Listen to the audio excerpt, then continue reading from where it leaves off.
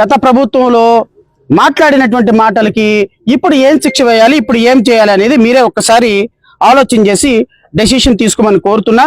ఈ వీడియో చూసిన తర్వాత నేను కాసేపు మాట్లాడిన తర్వాత ఫ్రీడమ్ ఆఫ్ స్పీచ్ అంటే ఫ్రీడమ్ టు అబ్యూస్ కాదు. రేగితే నాకు ముఖ్యమంత్రి వాళ్ళ అమ్మమ్మ కూడా ఎవరు గుర్తురాట్లేదు. ఒకరిని తిట్టడం ఆడ కాదు మగ కాదు, ఒక్కొక్కరిని కూర్చోబెట్టి నారకి నార ఒలిచి చూపిస్తాం.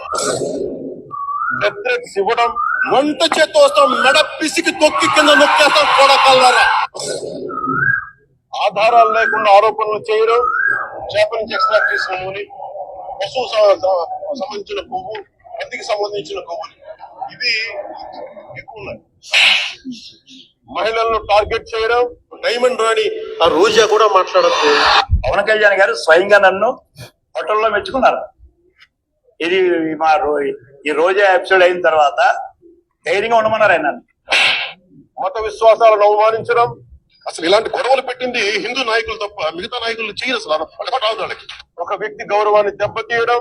రాహుల్ గాంధీ గారు పెళ్లి చేసుకోలేదు అన్నారు కానీ బ్రహ్మచారం చెప్పలేదు. హింసకు ప్రేరేపించడం, రాట్ల హాకీ స్టిక్కుల రాళ్ల ఒట్టి చేతులు దేనికి రెడీరా.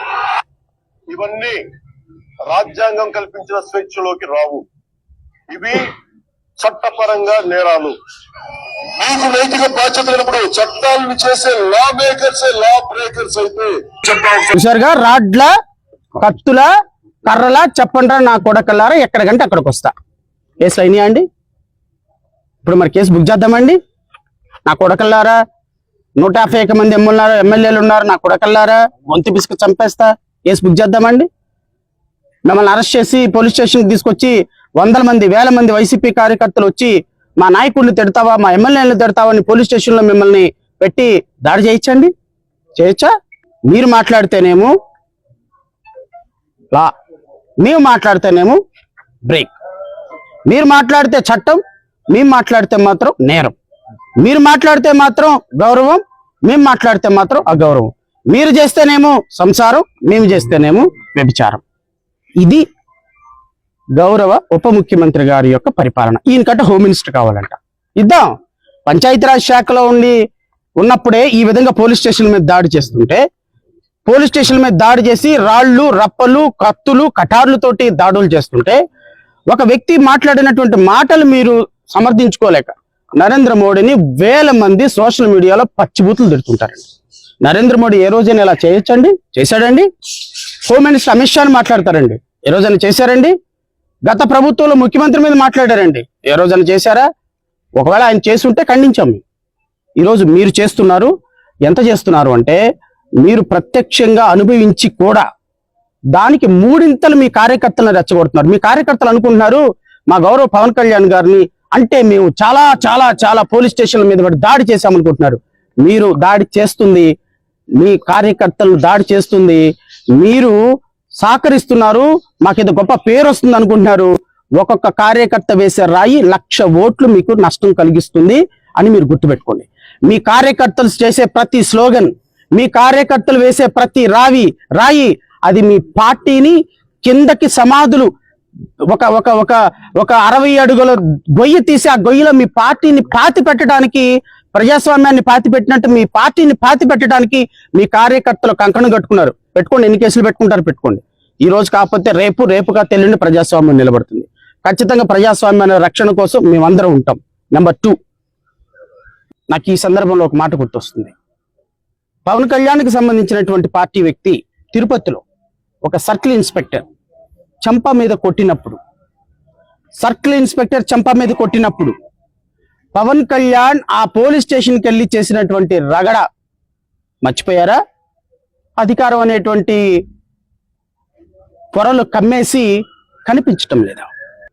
ఆ రోజు మీరు ప్రతిపక్షాలుగా మా సహకారం తీసుకొని ప్రజాస్వామ్యాన్ని నిలబెట్టండి, ప్రజాస్వామ్య పరిరక్షణ వేదిక అని ఒకటి ఏర్పాటు చేసి, జడా శ్రవణ్ కుమార్ గారు మీరు దానికి చైర్మన్ గా ఉండాలని రిక్వెస్ట్ చేసింది ఇప్పుడు ముఖ్యమంత్రి గారు కాదా? ఈ so called Atchannaidu and Janasena party మంత్రి దుర్గేష్ మీ అందరం కూడా ప్రజాస్వామ్య పరిరక్షణ వేదిక అని మీటింగులు పెట్టి తిరగలేదా? ఏమైపోయింది ఈరోజు ప్రజాస్వామ్యం? ఏమైపోయింది ఈరోజు? ప్రశ్నిస్తే కేసు పెట్టారు, చట్టం ప్రకారం తీసుకురండి, అరెస్ట్ చేయండి, కోర్టు బెయిల్ ఇస్తే హ్యాపీగా తీసుకుంటాం, బెయిల్ ఇవ్వకుండా రిమాండ్ చేస్తే కోర్టులోనే బెయిల్ తెచ్చుకుంటాం. కానీ వాట్ ఈస్ దిస్? బెయిల్ వచ్చేంత వరకు ఆగి బయటికి రాగానే వేరే పోలీస్ స్టేషన్ తీసుకెళ్ళిపోవటమా? ఇది డెమోక్రసీనా? ఈరోజు మీ దగ్గర అధికారం ఉంది, మీ దగ్గర 4 కార్యకర్తలు ఉన్నారు.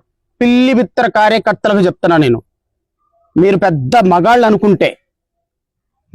అనుకుంటే అధికారంలో ఉన్న పార్టీ, ఉప ముఖ్యమంత్రి పార్టీలో కార్యకర్తలుగా 90 సంవత్సరాల ముసలమ్మ కూడా కర్ర తీసుకుని వచ్చి కొడుతుంది.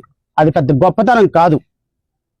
పోలీసులు అనుకున్నారు నాయనకు ఉప ముఖ్యమంత్రి ఉన్నాడు, నాయనకు ముఖ్యమంత్రి ఉన్నారని కార్యకర్తల మీద దాడి చేస్తే, ఎవరు అధికారంలో ఉన్న పార్టీకి అనుకూలంగా మీరు దాడి చేసి గొప్పవాళ్ళని ఫీల్ అయిపోతే ఎట్లా? ఒక వ్యక్తి యొక్క ప్రజాస్వామ్య హక్కులు కాపాడి అప్పుడు చెప్పండి గొప్పగా, అప్పుడు మాట్లాడండి. ఒక వ్యక్తిని బయటికి తీసుకురావటం, ఒక వ్యక్తిని కొట్టకుండా కాపాడటం, అది ప్రజాస్వామ్య లక్షణం. కానీ అధికారంలో ఉన్న పార్టీకి వాళ్ళ నాయకుడిని అన్నాడని పోలీస్ స్టేషన్ల మీద దాడి చేయటం అది గొప్పతనం అనుకొని పవన్ కళ్యాణ్ గొప్పతనాన్ని పెంచుకుంటున్నాడా? పవన్ కళ్యాణ్ యొక్క గౌరవాన్ని పెంచుకుంటున్నాడా, తగ్గించుకుంటున్నాడా? Decide yourself. నేను ఈ రోజు మీడియాల సాక్షిగా ఒక వీడియో పూర్తి అసంబద్ధం. ఈ రోజు రావణ్కి 3rd కేసులో రిమాండ్ పెడుతున్నారు. మరి రిమాండ్ ఇప్పుడు పెడతారా, లేకపోతే ఎప్పుడు పెడతారు? లేకపోతే రేపు ఉదయం నుంచి తహసీల్దార్లు రేపటి నుంచి ఇన్ఛార్జిగా ఉండబోతున్నారు. రేపు జ్యుడిషియల్ ఆఫీస్ అందరికీ కూడా ఇక్కడ కాన్ఫరెన్స్ ఉన్న కారణంగా tehsildar is a political post. So తహసీల్దార్కి 7 రోజులు రిమాండ్ ఇచ్చే పవర్ ఉంటుంది. సో రేపు గనక రిమాండ్ తహసీల్దార్ దగ్గరకు తీసుకెళ్లటం మాత్రం పూర్తిగా, ఎందుకంటే రాత్రి 9 గంటలకి రావణ్ణి కస్టడీలోకి తీసుకున్నారు. 9 గంటల లోపు అంటే 24 గంటలు దాటుతున్న కారణంగా 9 గంటల లోపు రావణ్ణి జ్యుడిషియల్ మ్యాజిస్ట్రేట్ దగ్గర పెట్టాలి. కూడదు అని నేను రాష్ట్ర ప్రభుత్వాన్ని, ఎస్పీని కూడా హెచ్చరిస్తున్నా, తహసీల్దార్ని కూడా చెప్తున్నా, కూడదు అని. ఈ రోజు రిమాండ్ పెట్టకుండా రేపు ఉదయం గనక ఎగ్జిక్యూటివ్ మెజిస్ట్రేట్ గా తహసీల్దార్ ఉంటాడు కదా, తహసీల్దార్ మనం ఎంపాయింట్ చేసినోడే కదా, ఎట్లా ఒకళ్ళగా రిమాండ్ తీసేసుకుని 7 రోజుల తర్వాత చూసుకుందాం, పీటీ వారెంట్లు వేసుకుందామని మీరు ఏమైనా ప్రయత్నాలు చేస్తే మాత్రం చెప్తున్నాను కదా, హైకోర్టులో తహసీల్దార్ పోస్ట్ ఊడిపోతుంది, హైకోర్టులో పోలీసుల పోస్ట్ ఊడిపోతుంది. మీరు రాజకీయ నాయకుల కోసం మీ ఉద్యోగాలు పోగొట్టుకోవద్దు. చట్టం ప్రకారం రాత్రి 9 గంటలకు మీరు అతన్ని అరెస్ట్ చేశారు. 9 గంటల లోపు 24 గంటలు అవుతుంది కాబట్టి జడ్జి గారి ముందు ప్రవేశపెట్టాలి. జడ్జి గారు ఏం ఆర్డర్ ఇస్తే మేము దానికి రెడీగా ఉన్నాం. ఎగ్జిక్యూటివ్ మేజిస్ట్రేట్ దగ్గర ప్రవేశపెడితే మాత్రం రాష్ట్ర ప్రభుత్వం